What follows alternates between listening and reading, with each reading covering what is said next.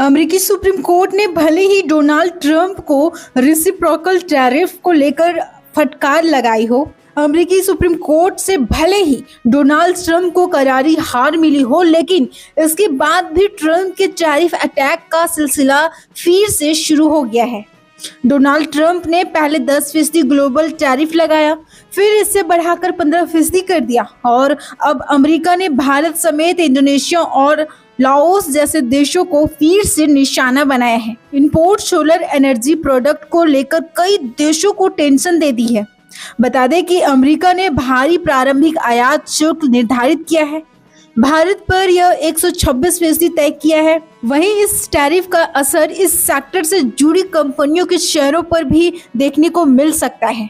आपको बता दें कि अमेरिकी वाणिज्य विभाग ने भारत से आयात होने वाले सोलर मॉड्यूल पर प्रारंभिक तौर पर 126% तक का भारी शुल्क लगाने का प्रस्ताव रखा है। विभाग का कहना है कि जांच में यह पाया गया है कि भारत ने सोलर मैन्युफैक्चरिंग को ऐसे सब्सिडी समर्थन दे दिया है जिससे वहां के निर्यातकों को अमेरिकी घरेलू उत्पादकों की तुलना में सस्ते दाम पर उत्पाद बेचने का लाभ मिला है। इसी जांच के तहत इंडोनेशिया पर 86% से 143% तक और लाओस पर 81% तक के प्रारंभिक शुल्क भी तय किया गया है। अमेरिकी प्रशासन का तर्क है कि विदेशी सब्सिडी के कारण इन देशों के सोलर उत्पाद अमेरिकी बाजार में अनुचित प्रतिस्पर्धा पैदा कर रहे थे।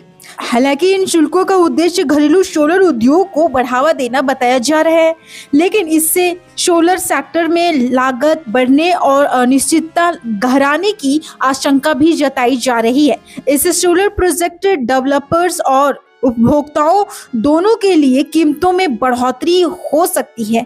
ये प्रस्तावित शुल्क ट्रंप प्रशासन के व्यापक वैश्विक टैरिफ से अलग है, जिन्हें हाल ही में अमेरिकी सुप्रीम कोर्ट ने खारिज कर दिया था। इसके बाद प्रशासन ने 10% के नए टैरिफ लागू किए हैं, जिन्होंने बढ़ाकर 15% तक करने की चेतावनी दे दी गई है।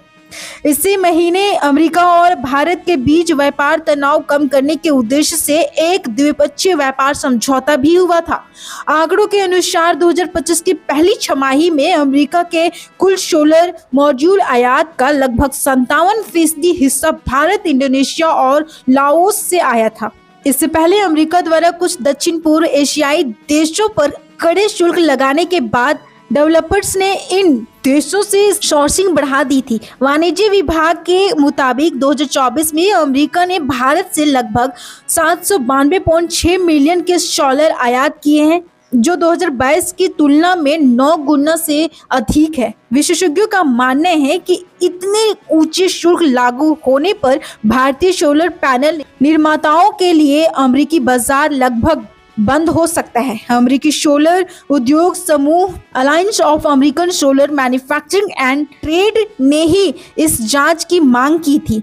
समूह का कहना है कि यह कदम अमेरिकी निर्माण क्षमता, निवेश और रोजगार की सुरक्षा के लिए जरूरी है। वहीं वाणिज्य विभाग की अंतिम रिपोर्ट 6 जुलाई को जारी होने की संभावना है। इसके साथ ही भारत, इंडोनेशिया और लाओस से आयात सोलर सेल पर एंटी डंपिंग जांच भी समांतर रूप से चल रही है, जिसका असर वैश्विक सोलर सप्लाई चेन और व्यापार संबंधों पर पड़ सकता है।